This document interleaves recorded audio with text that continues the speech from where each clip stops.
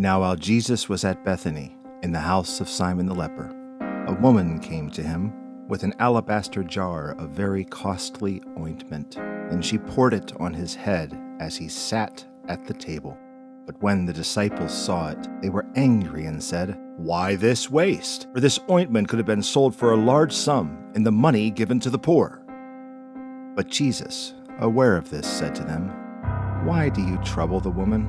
She has performed a good service for me. For you always have the poor with you, but you will not always have me.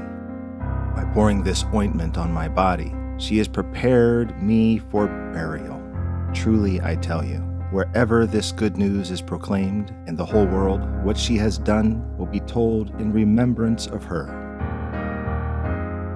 You are invited to place some oil on your palm and lay it on the top of your head. As you do this, think about who has poured out their care upon you in the midst of your journey.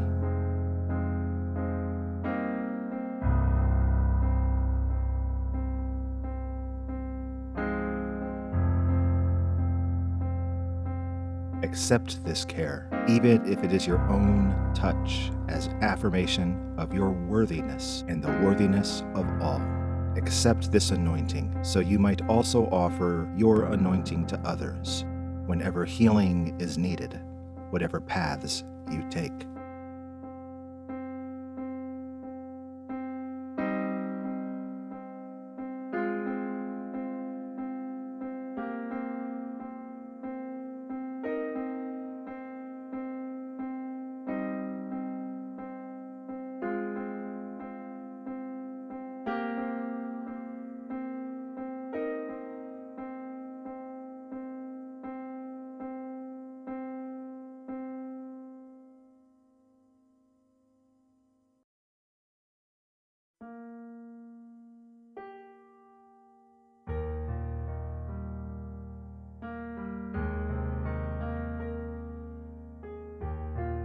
On the first day of unleavened bread, the disciples came to Jesus saying, "Where do you want us to make the preparations for you to eat the Passover?" He said, "Go into the city to a certain man, and say to him, 'The teacher says, my time is near. I will keep the Passover at your house with my disciples.'"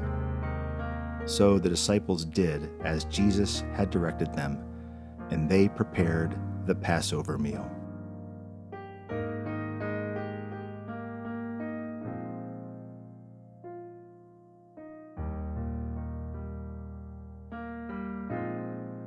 As we lay our broken world on the table of grace, we remember that we are called to prepare a banquet of love.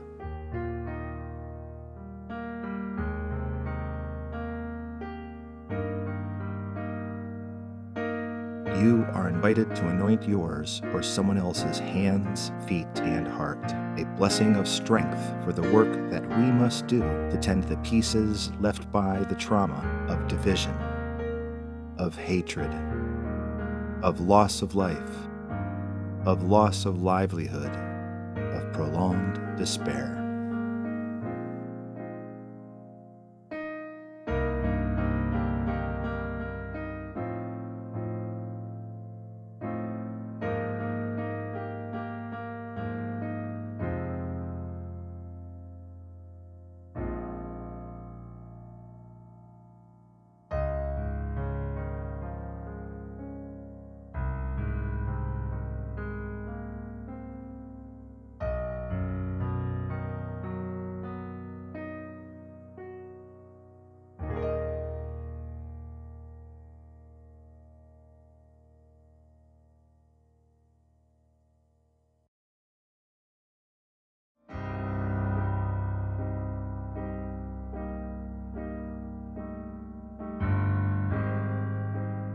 When it was evening, there came a rich man from Arimathea named Joseph, who was also a disciple of Jesus.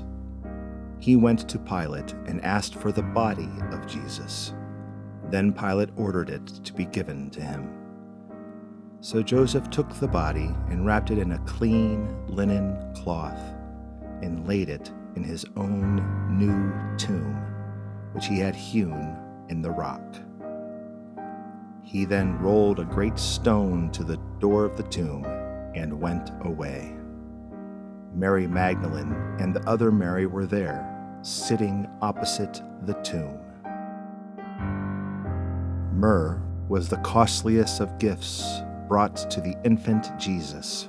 It was used in anointing as a healing balm and for embalming the dead. Inspired by his connection between healing and death, let us ask ourselves in this Holy Week moment, are there things that need to die within us in order to make room for resurrection?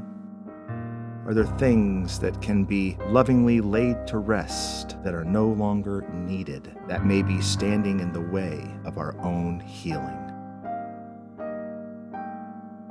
You are invited to anoint your forehead or that of a companion with the sign of the cross.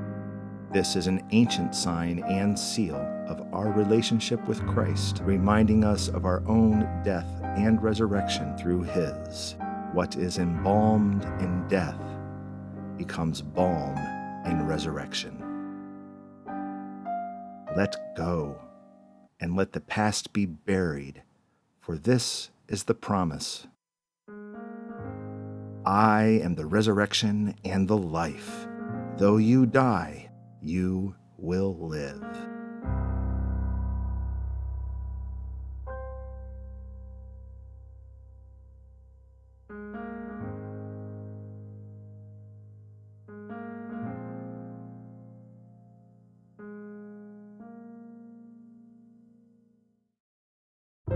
Now rest in silence, but do not despair, for the divine healer is gathering the pieces and calling you to the center of love, where you are held in light forever.